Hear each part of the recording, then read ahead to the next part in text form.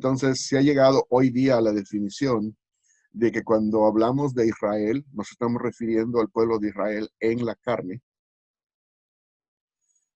el judaísmo que hoy conocemos. Y cuando estamos hablando del cristianismo o de la iglesia, ojo, la definición me va a decir que se trata de una iglesia puramente gentil. ¿Ok? Entonces estamos yendo a la raza para hacer este tipo de definición. Estamos diciendo la iglesia es netamente, puramente gentil, como la conocemos hoy, en su gran mayoría, es decir, 99% de la iglesia es gentil. Si es que queremos hacer algún porcentaje y decir, bueno, habrá una minoría que quizás sean creyentes judíos, pero realmente la iglesia es gentil. Y el judaísmo, pues valga la redundancia, es judío, ¿verdad? Entonces, es realmente no solamente la gente que practica el judaísmo, es de raza judía, es de descendencia judía, en fin, tiene su trasfondo judío. Entonces, han polarizado la situación para decir y levantar otra vez la muralla, ese cerco que dividía antes de la muerte de Cristo, ¿verdad? Que dividía a los dos pueblos. Entonces, pero decir que la iglesia es gentil y decir que el Israel es judío es un anacronismo. Es decir, es darle una definición a las palabras bíblicas en cuanto al contexto de hoy y retrotraer a la escritura lo que entendemos hoy como realidad en la discusión teológica contemporánea y regresar eso al tiempo del primer siglo y el tiempo bíblico. Pero eso es incorrecto, porque las definiciones y las connotaciones del día de hoy no son las mismas que las que existían en la Biblia del primer siglo. Tenemos que analizar cuáles son las connotaciones y definiciones bíblicas del primer siglo, y cuando hacemos eso nos vamos a dar cuenta de que el Israel de Dios o el Israel en el espíritu o espiritual al cual se refiere la Biblia y el apóstol Pablo, no tiene que ver con raza, si uno es judío y la iglesia es gentil, sino que tiene que ver con la fe. Si uno es creyente en el Mesías Jesús o no es creyente en el Mesías Jesús. Entonces, no importa de cuál raza seas, no importa si eres gentil o si eres judío por raza, sino que lo que importa aquí es si eres nueva criatura, si eres nueva creación por la fe en el Mesías. Y obviamente, a la manera histórica como sucedió en el primer siglo, la gran mayoría de la iglesia iniciante era judía de raza, por sangre. Y después, cuando llega el apóstol Pablo a hablar, vemos que la minoría estaba siendo de gentiles, creyentes en el Mesías, estaban siendo injertados en esa raíz, por así decirlo, o en esa masa más grande, original o primitiva, que era de judíos. Pero la descripción no era que porque eran judíos de raza y ahora viene un gentil de raza y se injerta en el judío de raza, se va a convertir ahora en un judío de raza y tiene que cumplir la Torá. Esa es la implicación a la que están llegando aquellos judaizantes. La implicación no era esa, la implicación es que ya sea que, y reconocemos que históricamente fue una masa judía, una raíz judía, cuando se injerta el gentil, lo que importa es si eran creyentes o no eran creyentes. Porque no fueron injertados al Estado de Israel, fueron injertados al grupo de creyentes o a la comunidad creyente en el Mesías Jesús. Entonces, la diferencia no está entre judío y gentil, la diferencia está si es creyente o es incrédulo. Por eso se llama de Dios, el Israel de Dios o el Israel en el Espíritu. Si ha nacido de nuevo o no ha nacido de nuevo. ¿Qué importa si es judío de raza o si es gentil de raza? Lo importante es si ha nacido y es nueva criatura. Porque el apóstol Pablo es muy claro cuando dice, y a los que se apegan a esta norma, a la norma de la nueva creación. Porque él dice, la circuncisión nada es y la incircuncisión tampoco nada es. Lo que importa es la nueva creación. Y es en ese mismo pasaje, en el contexto donde cita y utiliza el término Israel de Dios. Entonces el Israel de Dios, el Israel del Espíritu, es aquellos que se ajustan a la regla, a la nueva regla. Porque la regla antigua era cualquiera que fuera Israel en la carne, era la masa y la raíz, y cualquiera que fuera judío tenía que, ahora sí, en el antiguo pacto, tenía que abrazar esa Torá, esa antigua Torá. Pero en el nuevo pacto, en el nuevo Israel, cualquiera que entra por la fe, abraza y se sujeta a la nueva Torá del Mesías, que es el Espíritu Santo que vive en su corazón. Y vive de acuerdo al Espíritu. Por eso dice en Gálatas 5:18, y si sois guiados por el Espíritu, si sois guiados por la nueva Torá, si sois guiados por el nuevo ayo, ya no estáis bajo el antiguo ayo. Si sois guiados por la nueva constitución, ya no estáis bajo la antigua constitución. Si estáis de este lado de la cruz de Cristo, entonces ya no te puedes guiar a través de aquello que estaba antes de la cruz de Cristo. O El como lo problema... decías tú Sí, sigue, como lo sigue, decías tú sigue, la sigue. vez pasada, para ponerlo en términos más sencillos todavía, si nosotros, y esto es una confusión tan grande que hay, pero tú lo mencionaste la vez pasada en una de las entrevistas, hay mucha gente que dice, bueno, si Jesús fue judío mientras estuvo aquí en la tierra, vivió como judío y todo lo que hizo tenía que ver con el judaísmo, entonces nosotros no tenemos que ser judíos también, porque debemos andar como él anduvo. O sea que estamos leyendo Mateo 5:17 en un contexto y luego utilizamos el otro pasaje de Primera de Juan de otro contexto y hacemos esa ensalada, ¿verdad?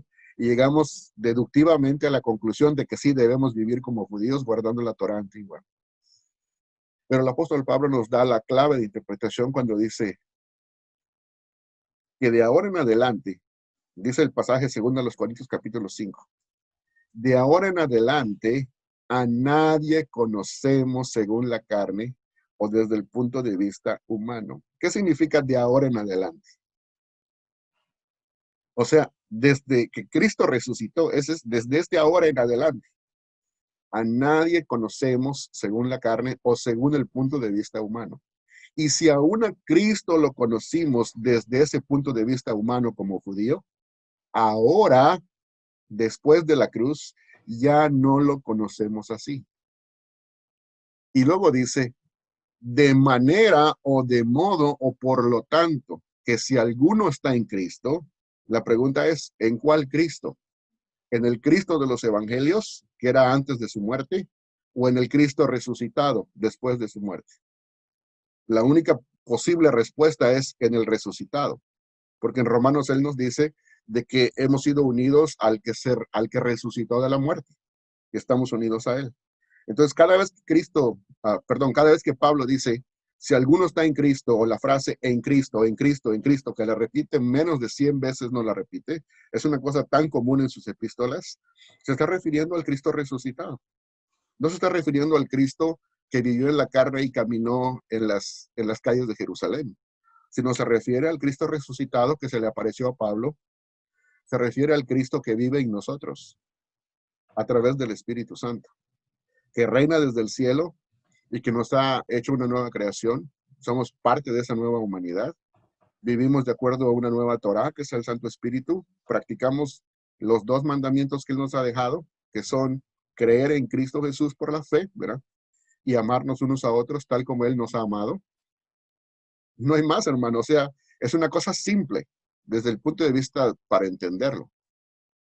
Quizás no sea tan simple y tan fácil para vivirlo, porque no todos están dispuestos a hacer eso. Pero de que el Señor nos ha hecho y nos ha capacitado, como dice Él, como ministros de un nuevo pacto, el Espíritu Santo vive en nosotros para darnos toda esa capacidad para poder vivir como Cristo vivió. Ya depende de nosotros si queremos dejar que el Espíritu Santo se manifieste plenamente en nuestro ser, en nuestro espíritu, en nuestra alma, y poder ser realmente portadores del Evangelio.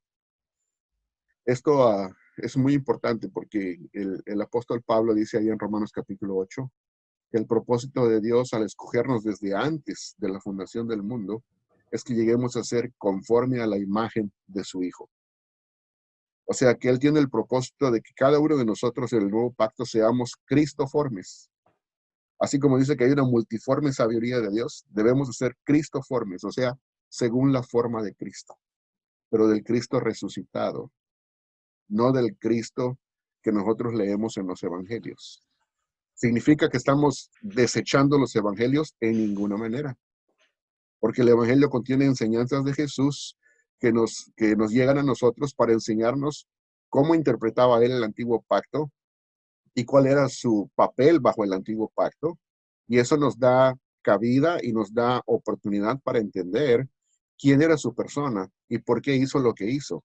¿Por qué es que él era el Mesías? ¿Por qué él cumplió todas esas profecías y todos esos mandamientos? Cosas que él debía hacer, no que tú y yo debíamos hacer, sino que él debía de hacer por su papel mesiánico. Pero después de eso, entonces, como Mesías para todo el mundo, lo podemos ver cuando ya después de resucitado, él le dice a sus apóstoles, vayan por todo el mundo, ¿verdad? Y les da y hagan discípulos de todas las naciones, bautizándonos en el nombre del Padre, del Hijo y del Espíritu Santo. Y yo estaré con ustedes todos los días hasta el fin del siglo. Entonces, ya eso es una cosa que les da, esa comisión la da después de resucitado. Eso nos pertenece a nosotros bajo el nuevo pacto. Amén. Hay algo que yo pensaba y era que el judío era un creyente de primera categoría y el cristiano era un creyente de segunda categoría. Por eso yo creo que todos los que se meten en los movimientos de raíces hebreas acaban diciendo que son judíos, porque si no estarían diciendo que son menos que un judío. Si no reconocen su judeidad, están reconociendo que están por debajo de los judíos. Por eso yo creo que una de las primeras cosas que estos grupos enfatizan es: si tu apellido es judío, eres judío. Si tu abuelo guardaba una tradición judía, es que tu abuelo era judío, por tanto tú eres judío. O si tienes muchas narices como yo, eres judío. Ahora, es Y muy claro, importante esto que acabas de mencionar, sí, sí, sí, sí, sí, sigue, porque sigue. todo esto tiene su historia también, ¿verdad? Es interesante porque hoy en día la versión de eso de las 10 tribus perdidas de Israel, básicamente se utiliza como punto uh, de enseñanza, de doctrina y de convencimiento para la gente. Básicamente el postulado que los grupos de raíces hebreas en Latinoamérica principalmente utilizan, y me imagino que también en la Iberia y en España, es que nos dicen o le dicen a la gente, todos los que son cristianos, por lo general, los evangélicos, son de alguna tribu perdida de Israel, nada más que no lo saben. Entonces nuestro trabajo es traerlos a todos los que son evangélicos a la restauración. La restauración significa traerlos de vuelta a casa, traerlos de vuelta al judaísmo a través de una de las tribus perdidas a la cual tú perteneces, pero tú no lo sabes. Entonces te vamos a ayudar a redescubrir tus raíces. Pero eso de que ahora se han enfocado en Latinoamérica es una cosa pues novedosa, porque esta enseñanza no es nueva. Esta enseñanza ya venía desde el libro del Mormón, con José Smith. Y originalmente es una enseñanza que viene de las Islas Británicas, que es una enseñanza que originalmente no se refería a Latinoamérica ni a las personas de habla hispana, sino que la primera versión de esta doctrina se conocía como el anglo-israelismo o el israelismo británico. En inglés le dicen British Israelism o Anglo-Israelism, que tenía que ver con que, y hay grupos que todavía enseñan eso, y dejan fuera a los hispanohablantes. Y dicen que Manasés se refería a toda Estados Unidos, y Efraín se refería al Imperio Británico, a las Islas Británicas, de manera que cuando hablábamos de las 10 tribus eran todos los descendientes, ya sea de Inglaterra o de Estados Unidos, pero anglos, o sea, de raza blanca, y ellos eran, sin saberlo, las 10 tribus perdidas. Y otros grupos blancos de europeos, como por ejemplo allá en la Escandinavia, en algunos lugares de Alemania y todo eso, eran identificados como las otras tribus perdidas dentro de este movimiento que se llama anglo-israelismo o israelismo británico. Bueno, pues los que ahora son de raíces hebreas en el ámbito hispano, pues no les iba a funcionar que llegaran a Colombia o que llegaran a Perú o que llegaran a Chile o a México o aún aquí a los hispanos que vivimos en Estados Unidos, a los latinos que vivimos en Estados Unidos, y nos digan, bueno, pues las 10 tribus perdidas son aquellos blancos, los anglos o europeos, ¿verdad? Que son hijos de Israel sin que lo sepan. Porque, ¿qué va a pasar? Pues cualquier latino diría, pues ya me quedé fuera, yo no soy ningún blanco. No soy de esas 10 tribus perdidas, no soy europeo. Tampoco soy judío de la casa de Judá, ¿verdad? Entonces, no hay lugar para mí. Entonces, ¿qué pasó? Pues los nuevos predicadores dijeron, para que nos podamos ganar a toda esta gente y caigan en la bolsa fácilmente, el anglo-israelismo ya no va a ser anglo-israelismo, el israelismo británico ya no va a ser de esa manera. Ahora va a ser los hijos de Israel son los latinoamericanos. Ojo, no nada más es un cambio doctrinal, es un cambio de mercado. Porque vamos a empezar a producir diferentes cosas. Con esa nueva doctrina, toda la gente latina va a ser millones de personas que están a nuestra disposición para que podamos mercadear con ellos y hacerles creer esta doctrina. Y es un campo inmenso para lucrar. Bueno, pues genial. Hermano, pensábamos hablar de muchas más cosas, ¿verdad? Madre Pero mía. qué bueno que pudimos hablar de la parte interpretativa. No sé cuánto tiempo nos quede. Quizás es que una pregunta más o se nos acabó el tiempo. ha sido tremendo. Hemos estado, yo creo que hemos estado 1 hora, ¿verdad? Hemos estado, ha sido tremendo. Y yo pensaba que nos iba a dar tiempo a tocar más temas. Pero básicamente lo que pasa es que has hecho una buena exposición del tema de la interpretación. Te lo agradezco mucho porque eso nos ayuda a todos, ¿vale? Y bueno, yo creo que ya nos podemos despedir. Seguro que sí. Porque llevamos más de 1 hora aquí hablando. Habrán más oportunidades. Hombre, por supuesto que sí, porque recordar que en la próxima, bueno, en la próxima no, porque esto lo voy a dividir, lo tengo que dividir otra vez, pero más adelante vamos a hablar del primer paso para llegar a ser un buen fariseo, ¿vale? Aunque ya mencionamos este primer paso en las características de los fariseos del siglo XXI, pero lo vamos a tocar muy deprisa de nuevo el primer paso y después iremos al segundo. Pues eso lo veremos un poquito más adelante, porque ahora con el tema de la interpretación, ¿ven? Hemos cubierto un montón de Qué bueno. cosas. Eso nos va a ayudar a poder establecer los fundamentos, los cimientos correctos para que podamos analizar todo ese tipo de cosas y poder decir, bueno, nos damos cuenta de por qué llegan a ese tipo de conclusiones, cuál es el tipo de razonamiento que utilizan y por qué es incorrecto. Bueno, pues entonces me despido de todos vosotros. Ha sido un auténtico placer estar aquí. Yo creo que estos cafés entre amigos están siendo una grandísima bendición. Por favor, escribidnos con vuestras preguntas o con vuestros comentarios, porque estamos aquí para lavaros los pies. Estamos aquí para ayudaros. Estamos aquí para servir al pueblo de Dios. Ben, ¿algo que decir para despedirte? Bienvenidos al Israel en el Espíritu, a la Aleluya. nueva creación, a la nueva humanidad.